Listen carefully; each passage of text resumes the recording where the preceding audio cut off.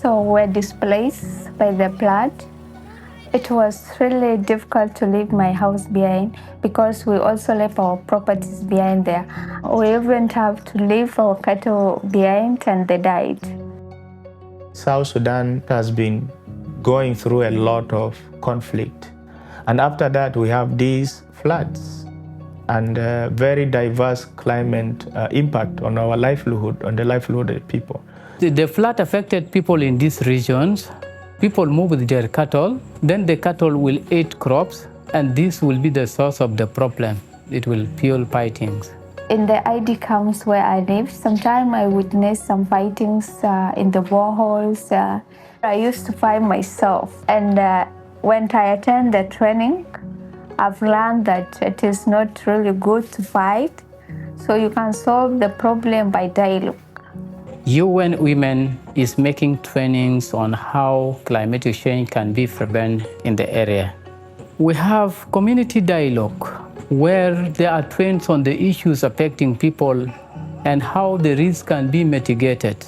For example, when there is a flood, then the community will do a local dike.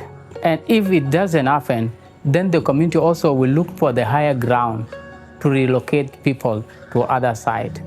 In South Sudan, especially the roles of women is very key in early warning and early response system because women always stay at home and women have this love for peace, inherent love for protection, for children, for communities to go on.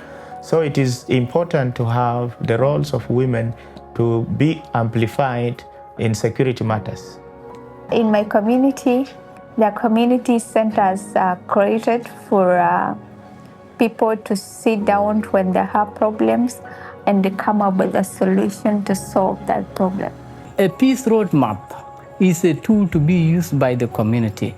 The community will tell their challenges by themselves and how they will be addressed.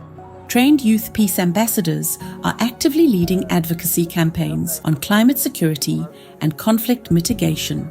We have actually learned and got the knowledge how we can even, if there is a dispute, how are you going to approach the two community so that they will come back together, especially targeting the youth, because most of the youth are the one involved in the conflicts. Then they will bring them together, then we conduct the dialogues. The role of UN Women in training the youth peace ambassadors to create awareness on climate and peace building is important in a way that the young people of this country make up 70% of the population. And then they are actually the factors of change and transformation. Second is also helping women to focus in climate resilience. You can miss what you have been doing always, but there is an alternative on how you can still continue to manage your family.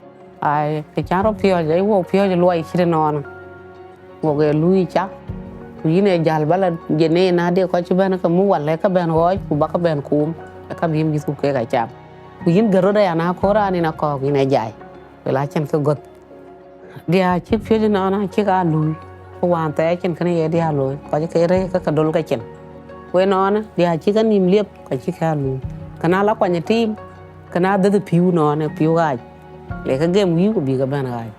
We plant trees in the ID camp because trees provide us with the fruits which we can eat and then shades that we can sit under. To create more awareness on the issues of the resilience, we make the radio talk show.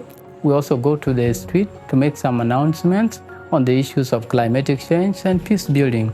In my community, I've seen a big change because when I notice that there's a fight in somewhere in the community, I also see people sitting down and then they talk and solve it in that way without fighting.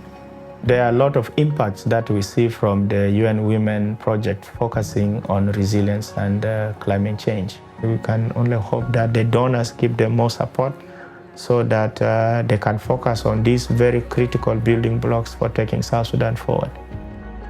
The coming future should be the future where people are living together. You may not thinking that this is a different tribe, unless as people consider that we are South Sudanese and we are one people. I would like to see peaceful and harmony future in the time to come.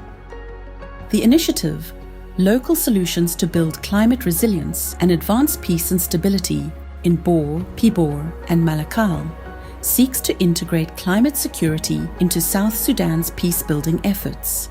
The project addresses the interconnected challenges of climate change, conflict dynamics, and social inequalities, with a focus on gender and age-based discrimination. The project is funded by the Peacebuilding Fund and is a collaboration with the Ministry of Peacebuilding and the Ministry of Gender, Child and Social Welfare.